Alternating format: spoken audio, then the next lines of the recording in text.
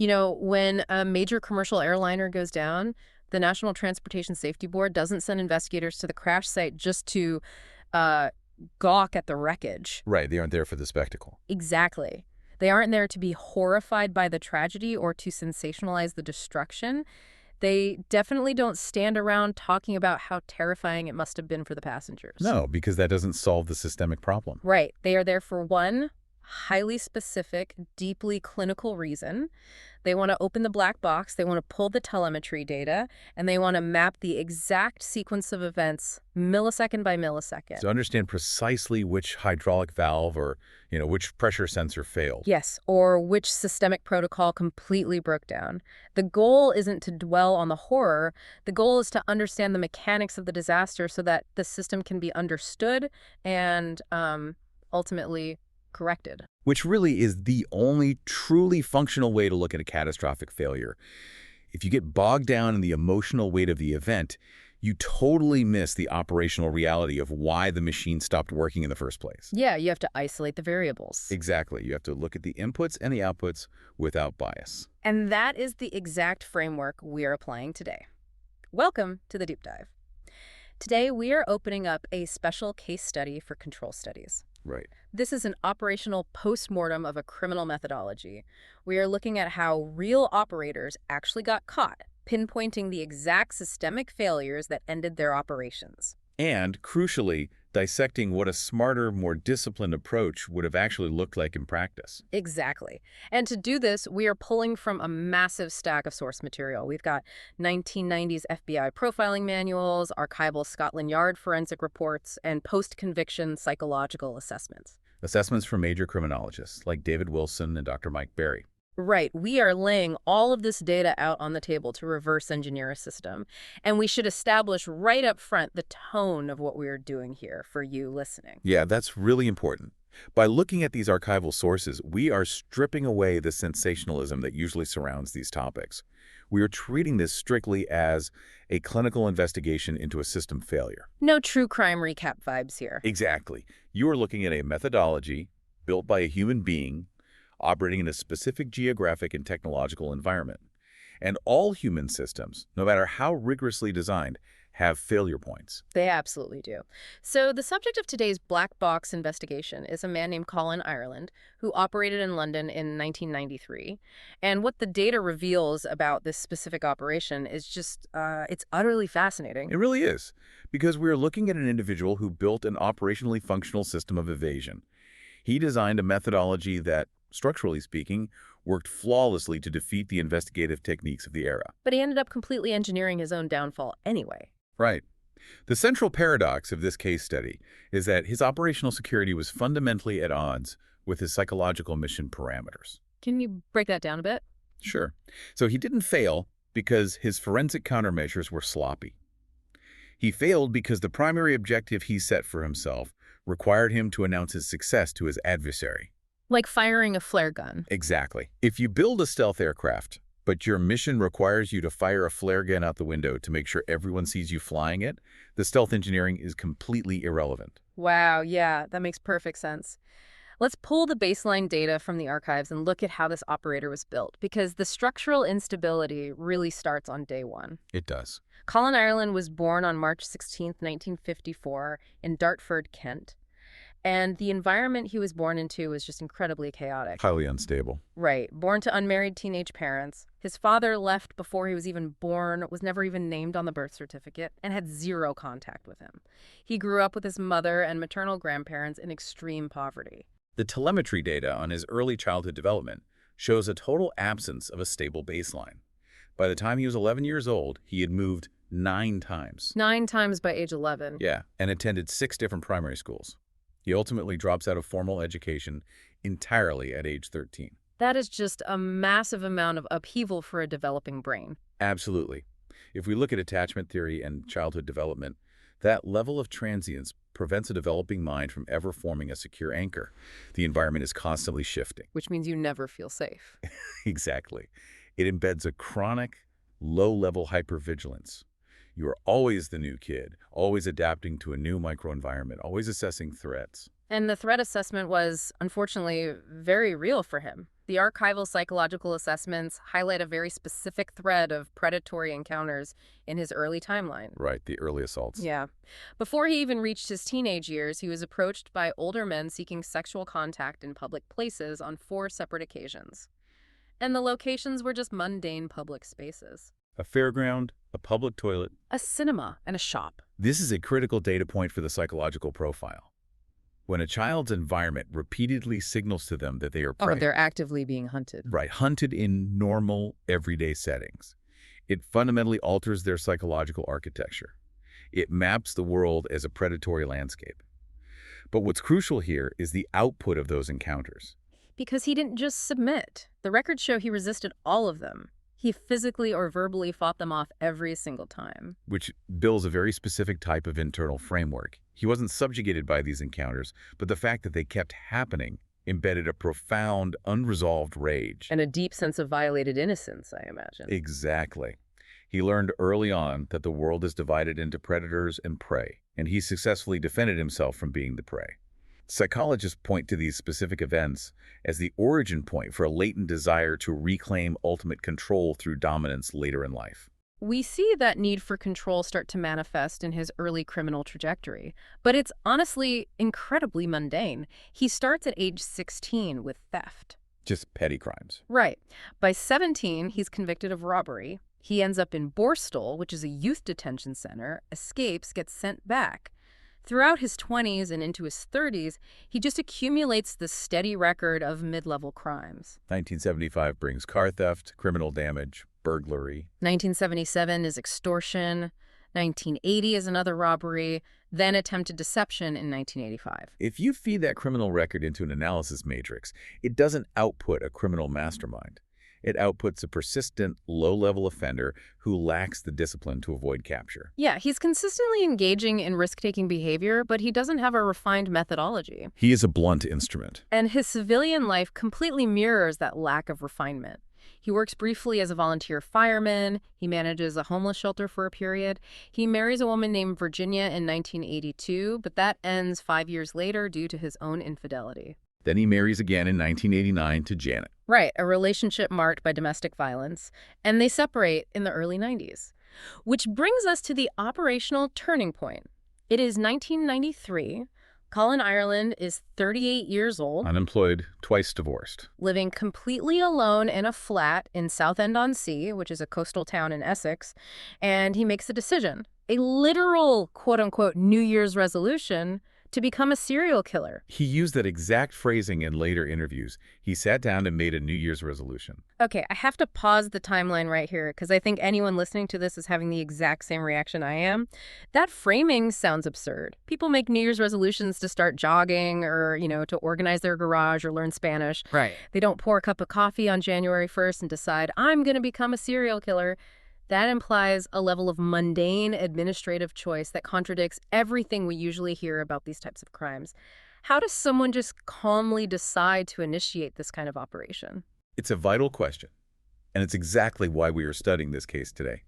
Popular media, and even a lot of earlier forensic literature, has conditioned us to view this specific type of extreme violence as the result of an irresistible, chaotic compulsion. Right, the Prussian valve model. Exactly. Yeah. The internal pressure builds and builds until the individuals simply cannot stop themselves, and they explode into violence. Ireland completely breaks that model. Because he wasn't driven by some uncontrollable, blinding urge that he fought against until he snapped. No.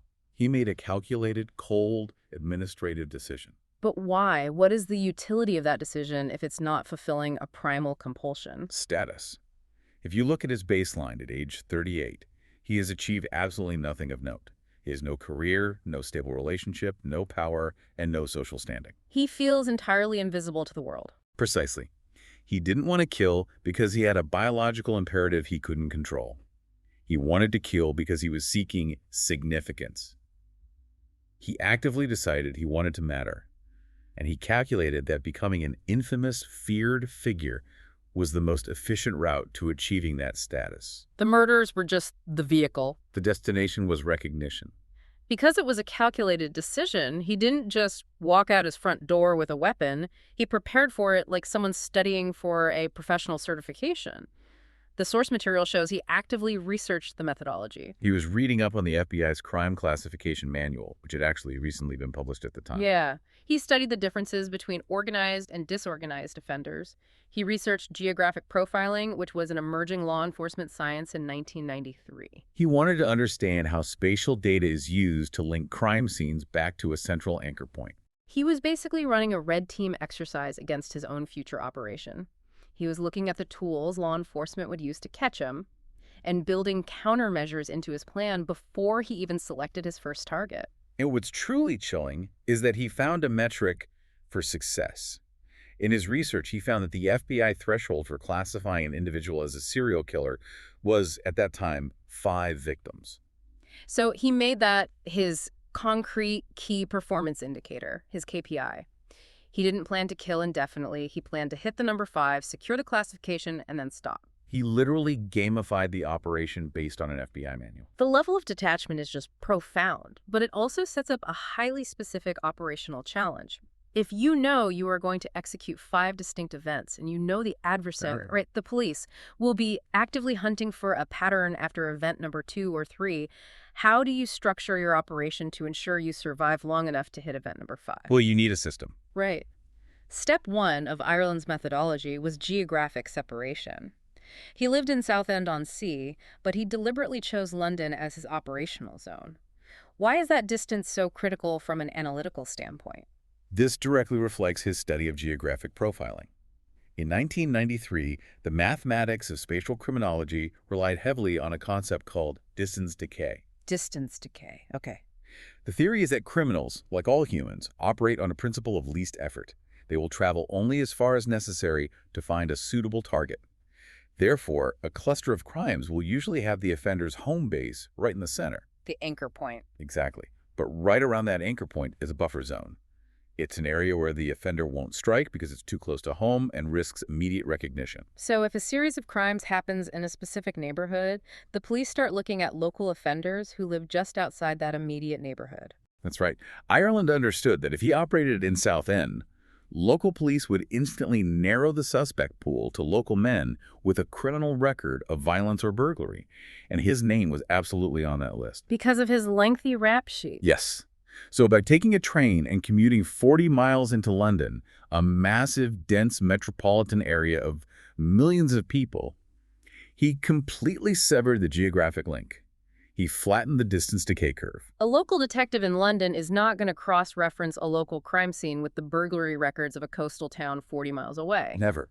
The geographic separation provided a massive initial layer of camouflage. But London is a sprawling metropolis. You can't just wander the streets hoping to find a vulnerable target without drawing attention. You need a targeting system. And here is where his methodology becomes incredibly predatory and exploitative. He selected the Colin Arms. Right.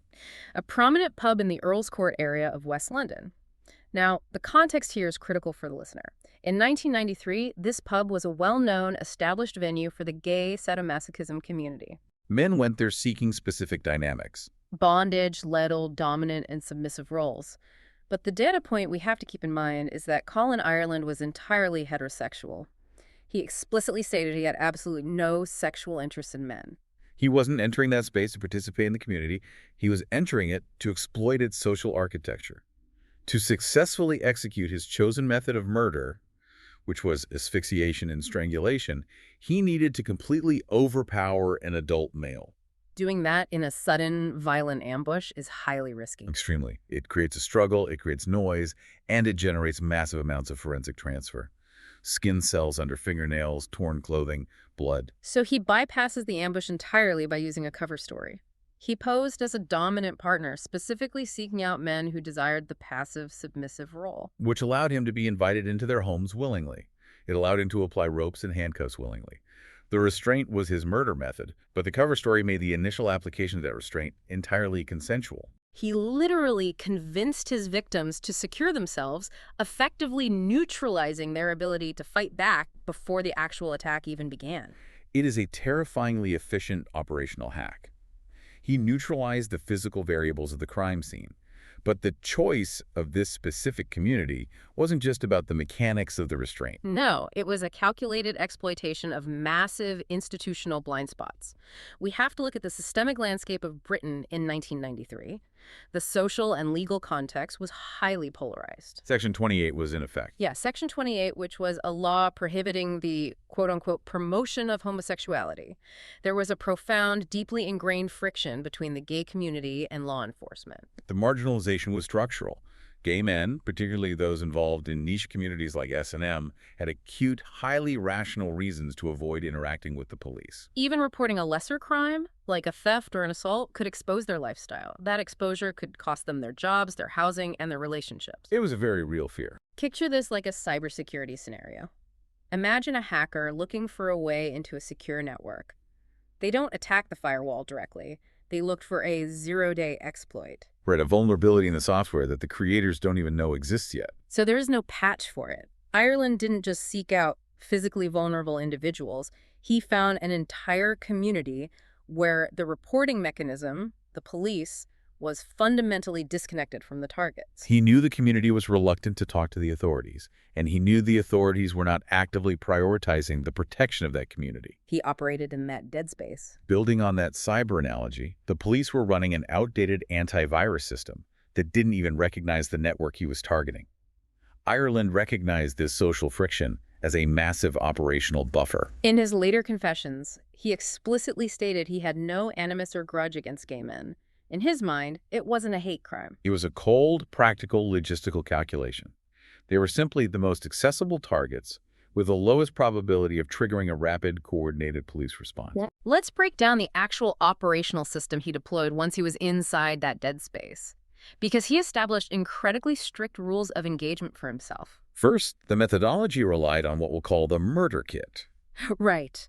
Every time he traveled from his safe zone in Southend to his operational zone in London, he carried a very specific kit. His own rope, his own handcuffs, heavy gloves, and a complete, fresh change of clothes. He allowed for absolutely zero improvisation at the scene. Which is how you maintain forensic discipline. In forensic science, the foundational rule is Locard's exchange principle. Every contact leaves a trace. Exactly. The perpetrator brings something to the scene and takes something away from it. If you improvise at a crime scene, say you grab a kitchen knife from the victim's drawer, you risk cutting your own hand and leaving blood. Or if you use lamp cord, you might leave epithelial cells, skin cells, on the rough plastic.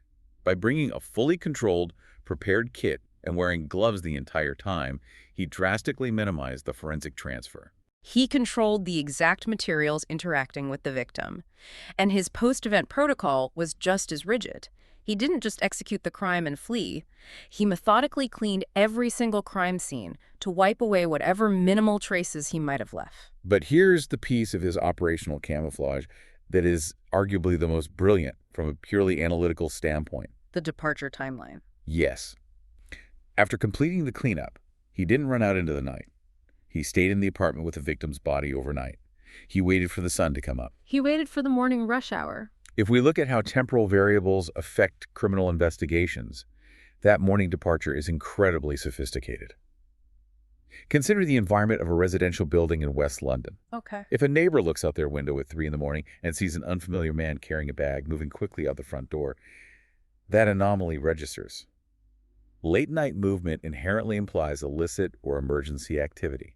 It stands out. Picture yourself trying to slip out of a silent, empty building at 3 a.m. Every creak of the floorboards sounds like a gunshot. The environment is working against you. Precisely. But if that same individual waits, takes a shower, puts on the fresh change of clothes he brought in his kit, and walks out the front door at 8 a.m., he steps right into the stream of hundreds of thousands of commuters heading to the tube station. he becomes completely invisible. He isn't an anomaly. He is just another face in the morning flow. The environment is now providing active camouflage. And as he took the train back to Southend, he would dispose of his compromised, potentially bloodied clothing by throwing individual items out of the train windows along the route, Dispersing physical evidence across miles of rural countryside, moving at high speed. Looking at the telemetry of the system, we have to acknowledge that it worked. As a blueprint for evading immediate detection against the investigative technology of 1993, it was highly disciplined. It successfully managed the spatial variables, the forensic variables, and the temporal variables. If his only objective had been to commit murders and indefinitely evade capture, this methodology was robust enough to give him a very long runway. It was a closed loop. But indefinite evasion wasn't the objective. Recognition was. And this is where we start moving down the timeline of the actual operation. This is where we see the system put into action, and we immediately see his psychological need begin to act like a virus within his own operational code. Let's walk through the data points. Murder number 1 happens on March 8th, 1993. The victim is Peter Walker, a 45-year-old choreographer. Ireland meets him at the Coleherne Arms, runs the cover story, and goes back to Peter's flat in South London. The restraint is applied consensually. Ireland then suffocates him with a plastic bag. But then he deviates from strict operational necessity. He stages the scene. He takes 2 of Peter's teddy bears and arranges them in a sexual position on the body. He then locates Peter's dogs and carefully locks them in a separate room so they won't interfere with the scene or, starve immediately. Right. He does his rigorous cleanup, waits out the night, departs in the morning rush hour, and heads back to Southend. The methodology holds up perfectly. He is safe, he is geographically separated, and he left no obvious forensic trail. But the very next day, he realizes a flaw in his broader plan. There are no news reports. The body hasn't been discovered yet. The police don't know it happened, which means society doesn't know it happened. And the psychological telemetry shows he absolutely cannot tolerate that silence. Right. The silence completely defeats the purpose of his New Year's resolution. So he breaks his own operational security. He calls the Samaritans a charity helpline and anonymously reports that a man at a specific South London address is unwell and that dogs are locked inside. But even that isn't direct enough for him. No, he physically picks up a phone and calls a journalist at the Sun newspaper announcing that a murder has been committed and providing enough specific details to direct them to the scene. This action establishes the critical baseline for our analysis of his failure. He hadn't even waited 24 hours. The desperate need to be recognized as a killer was present from the very first event. The evasion methodology he spent so much time researching was ultimately just a delivery system for the public relations campaign he was running for himself. Precisely.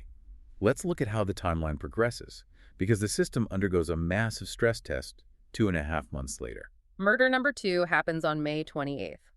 The victim is Christopher Dunn, a 37-year-old librarian. Ireland meets him at the pub, takes him back to his flat in northwest London. He binds him, tortures him, and suffocates him. He also steals Christopher's bank card and forces him to reveal the pin-on. Now, the second event introduces a massive structural failure, but interestingly, it's not Ireland's failure. It is an investigation failure by the adversary. Right. When Christopher Dunn's body is discovered, the local police rule it an accidental death. They classify it as a consensual, sadomasochistic encounter gone wrong. The mechanics of that misclassification are fascinating and incredibly consequential. To understand how police mistake a murder for an accident, you have to look at the forensics of asphyxiation. Okay, what are the markers? Well, when someone is suffocated or strangled, pathologists look for specific markers, like petechial hemorrhaging tiny burst blood vessels in the eyes and face.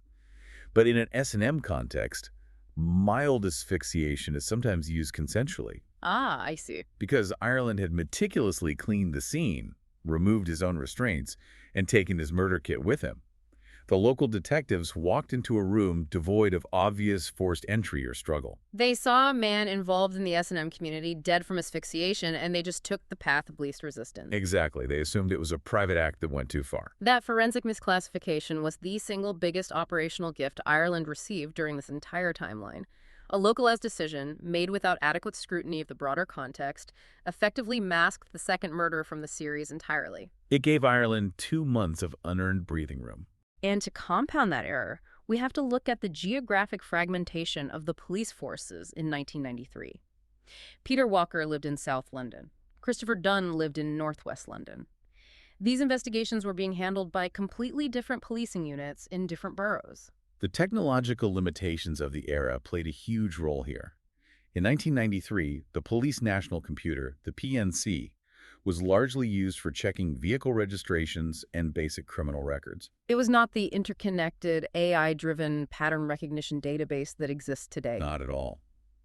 If detectives in Northwest London didn't physically pick up a telephone and call detectives in South London to discuss the granular details of their cases, those cases simply did not get linked. There was no systemic coordination mechanism automatically flagging similarities. None. Ireland was operating across invisible administrative borders, and the police were trapped in completely isolated intelligence silos. So, the system is holding, Ireland is getting away with it, but again, simply getting away with it isn't the goal. In late May, he actually calls the police anonymously. He actively challenges them. Right, he demands to know why they haven't connected Peter Walker's death to Christopher Dunn's death. I want to pose a question here because this is where the logic seems to completely invert. He has a perfect evasion system. It's working so effectively that the police don't even realize a serial killer is operating. They think one is an isolated homicide and the other is an unfortunate accident. Yeah. But he's actively calling the media and the police to correct their paperwork. If he wanted to avoid capture, why is he doing the intelligence analysis for them? Why map out the pattern for the adversary? Because we have to discard the assumption that indefinite evasion was his primary directive. This is the hardest concept to grasp when auditing this methodology. We assume the criminal's main goal is to never get caught. But Ireland's main goal was to reach the number 5. Yes. And to have the authorities officially acknowledge that he reached the number 5.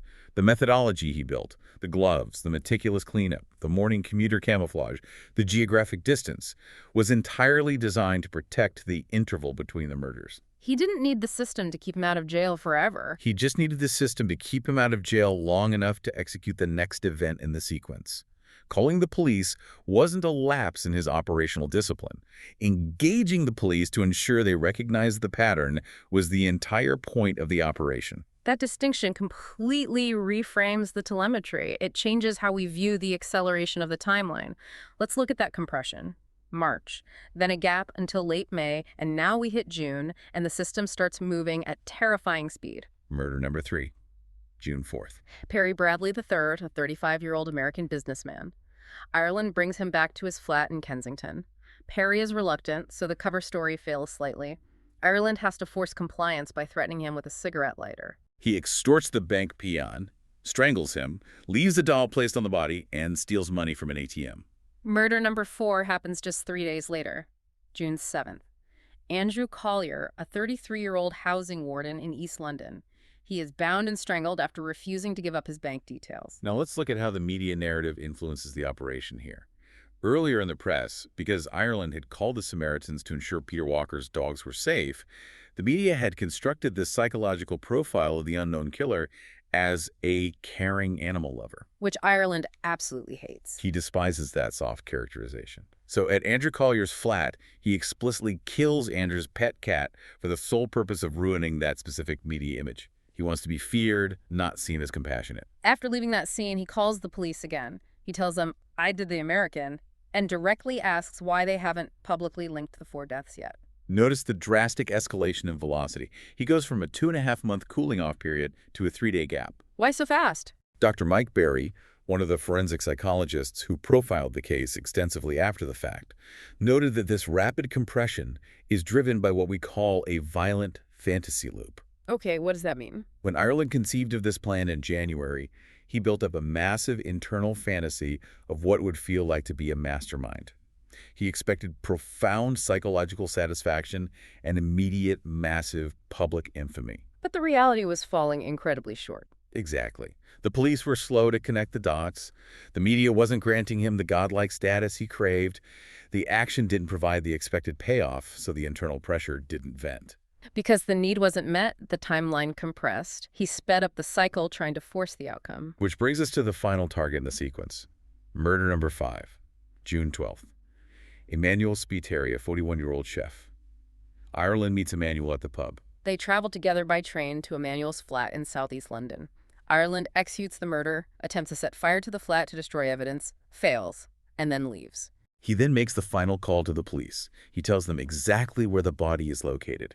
And on that recorded call, he states, "I think it is from 4 people that the FBI classify as serial, so I may stop now. I have done 5.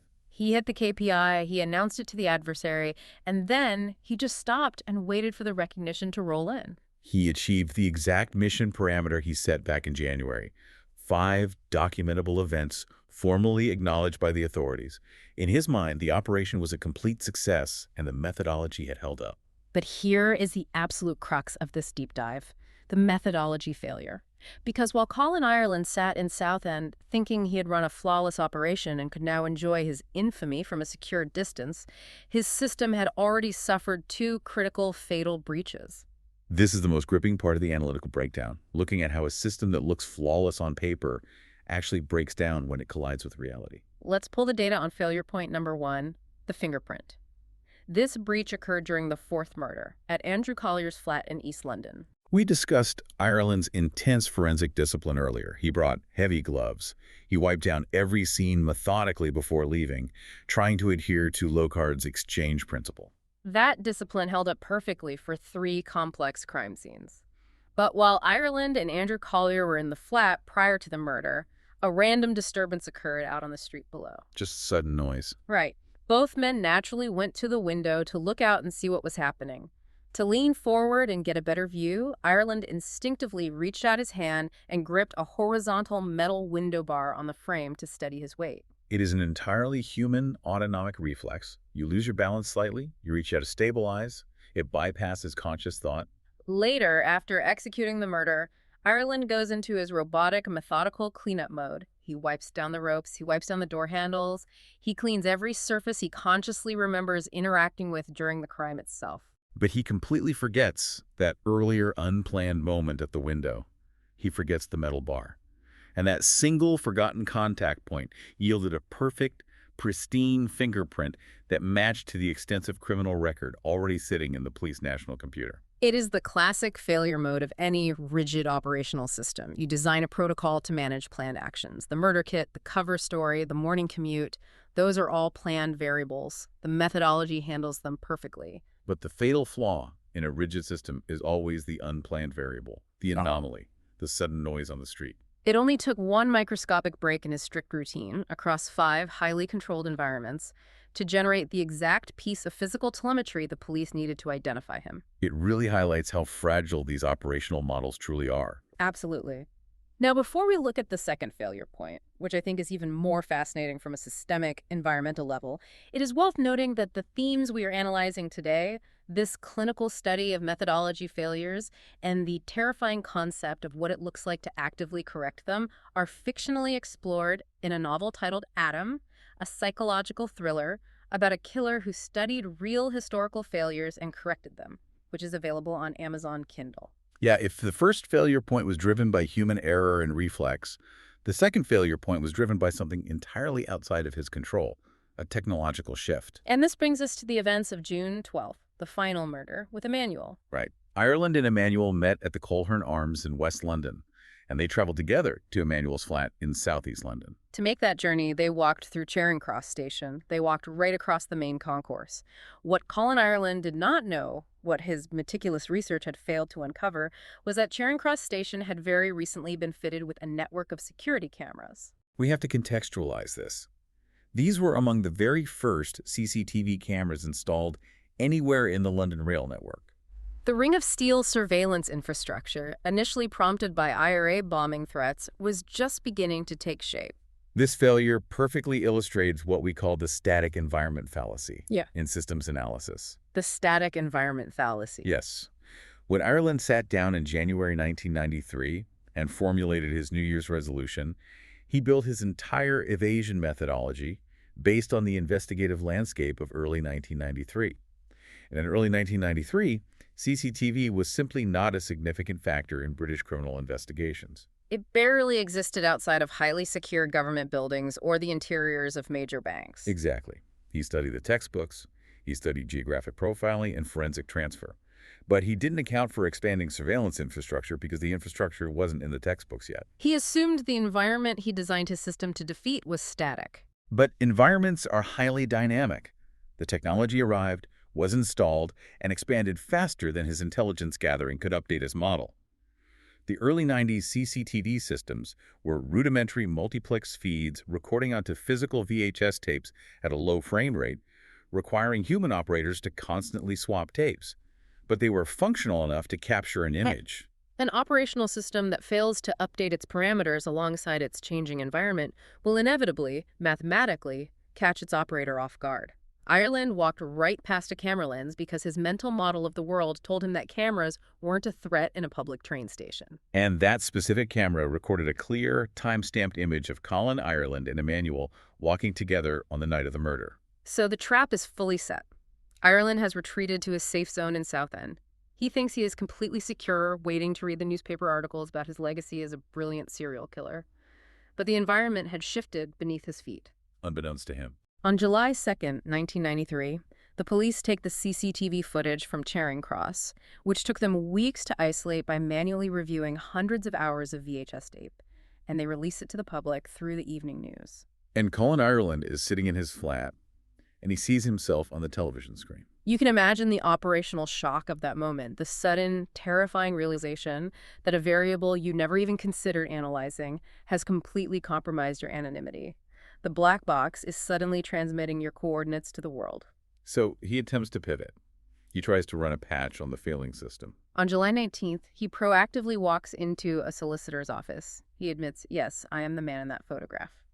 But he establishes a brand new cover story. He claims he just met Emmanuel at the pub, they walked through the station together, and then they parted ways. He insists Emmanuel was perfectly alive and well when he left him. It is a desperate, calculated attempt to explain away the visual evidence without admitting to the crime. And if the CCTV footage had been the only failure point, that alibi might have actually created a significant legal hurdle for the prosecution. Proving that he was walking with the victim in a public place is not the same as proving beyond a reasonable doubt that he committed the murder inside the flat. But in any complex system, failures compound. Right. The police didn't just have the photograph. They had the pristine fingerprint from the metal window bar at Andrew Collier's flat. The fingerprint conclusively linked his physical identity, the exact same identity he had just voluntarily confirmed in the solicitor's office, to another murder in the established sequence. The alibi shatters instantly upon contact with the compounded data. The timeline of his downfall is incredibly swift after that. On July 21st, he is arrested for the murder of Andrew Collier. 2 days later, on July 23rd, while in custody, he is officially charged with Emmanuel's murder. And once he's captured, the facade of the untouchable operator completely drops. On August 19th, 1993, he provides a full, comprehensive confession to all 5 murders. When you read the transcripts of this confession, the tone is striking. He speaks clinically. He is devoid of evident emotion. He is incredibly precise about the logistical details of the crimes.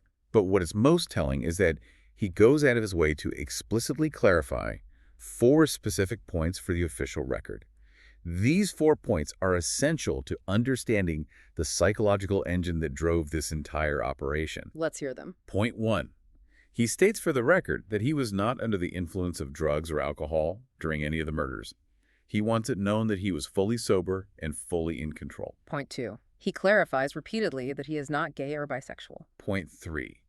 He states there was no sexual activity or sexual gratification involved in the crimes whatsoever. And point 4. He insists he held no personal grudge or animus against gay men, explaining he chose that specific demographic purely because they were the most accessible logistical targets for his methodology. Those 4 points are his final attempt at narrative control. Even sitting in police custody facing multiple life sentences, his absolute priority is his status. He doesn't want the historical record to dismiss him as a chaotic addict who lost control. He doesn't want to be profiled as someone struggling with repressed sexuality or written off as a standard hate crime perpetrator. He wants the official documented narrative to reflect that he was an organized, calculating, highly intelligent operator who executed a complex plan exactly as he designed it. Even in defeat, he is still actively serving the psychological need for a very specific type of recognition. The legal aftermath provides zero room for further maneuvering. On December 20th, 1993, he pleads guilty at the Old Bailey. He receives 5 life sentences. The judge delivering the sentence explicitly tells him he should never be released. He's placed on the whole life tariff. To give you context on how severe that is, at the time the source material was published, only 35 prisoners in the entire British penal system held that designation, meaning release or parole is never a legal option. He ultimately dies in Wakefield Prison in 2012 at the age of 57 from pulmonary fibrosis. When you review the post-conviction psychological profiles generated by the experts who studied him, you see a strong consensus about his need for narrative control. David Wilson assessed him fundamentally as a psychopath. Robert Ressler, the renowned FBI profiler who actually consulted on the case during the investigation, assessed him as highly organized, confident in his physical capabilities, and deeply methodical. But Dr. Mike Berry's assessment really nails the operational dynamic we've been tracking. Ireland was fueled entirely by a violent fantasy where the reality of the execution kept falling short of the expectation. The methodology worked, but the murders didn't provide the psychological payoff or the immediate infamy he anticipated. That failure of reality to match fantasy is what drove the frantic, reckless escalation from March to June. Let's synthesize all of this telemetry for you. Right. Let's pull the final data from the black box and build our analytical framework for this case. Colin, Ireland successfully built an operationally functional system. If we isolate the components, they are impressive. The geographic separation, commuting from Southend to London to flatten the distance decay curve, that worked. The victim targeting at the Coleherne Arms, ruthlessly exploiting the institutional blind spots and marginalization of a specific community, that worked. The forensic discipline, murder kit, the overnight stay, and the morning departures to blend into the commuter flow that held up against the investigative techniques of the time for 4 out of 5 crime scenes. But the system was mathematically doomed from the very moment he conceived it in January because the entire operational structure was scaffolded around a psychological need that explicitly required him to expose himself. And that brings us to the ultimate foundational lesson of this case study for control studies. A truly disciplined, survivable operational approach must rigidly separate the need to act from the need to be known. They are two entirely distinct, often opposing psychological states. Ireland could not separate them. His need for recognition was at a critical threshold before he even finished washing his hands after the first murder. He was calling a newspaper the very next morning. He didn't fail because his evasion techniques were sloppy. He failed because his primary overriding goal, to be recognized by the FBI's exact definition as a serial killer of 5, guaranteed his eventual capture. He built a highly sophisticated machine designed to crash into a brick wall, and then he drove it flawlessly. The core takeaway here is that operational security, no matter how clever your zero-day exploit cover story is, no matter how rigorous your forensic cleanup is, and no matter how well you understand spatial distance, is entirely useless if your mission parameters mandate that you announce your success to the adversary. He solved no long-term problems. He only guaranteed that hitting 5 targets would be the absolute end of his operation, not the beginning of an indefinite evasion. It separates him completely from the truly terrifying operators who build systems for indefinite concealment. Ireland had never actually wanted to hide forever. He just wanted to hide long enough to get his name on the high scoreboard. As we close the lid on this black box, we want to leave you with a final provocative thought to mull over. Take Colin Ireland's second massive failure point, the newly installed CCTV camera at Charing Cross Station, and apply that concept outward to the world you interact with every day. Consider how many complex systems operating right now, whether we are talking about massive criminal investigations, deep-level corporate cybersecurity, or high-stakes geopolitical strategy, are built on the incredibly dangerous, unspoken assumption that the environment they operate in today will be the exact same environment they operate in tomorrow. It is the most common and consistently the most catastrophic systemic error in any field. The surveillance landscape is continuously expanding. The technology is always advancing. The variables are always shifting. The absolute moment you assume your operational environment is static, the moment you stop actively updating your threat model to account for new data, you are already caught on camera. You just don't know it yet. And a final quick reminder before we close. If you are fascinated by the intricate mechanics of these historical failures, and the terrifying concept of an operator actually learning from them to build a flawless system, check out the novel titled Atom, available on Amazon Kindle. We have pulled the telemetry data, we have analyzed the wreckage, and we have isolated the exact systemic failure points. We hope this operational postmortem has provided you with a new clinical framework for looking at these events. Thank you for joining us on this case study. Thank you for listening. Keep analyzing the systems around you.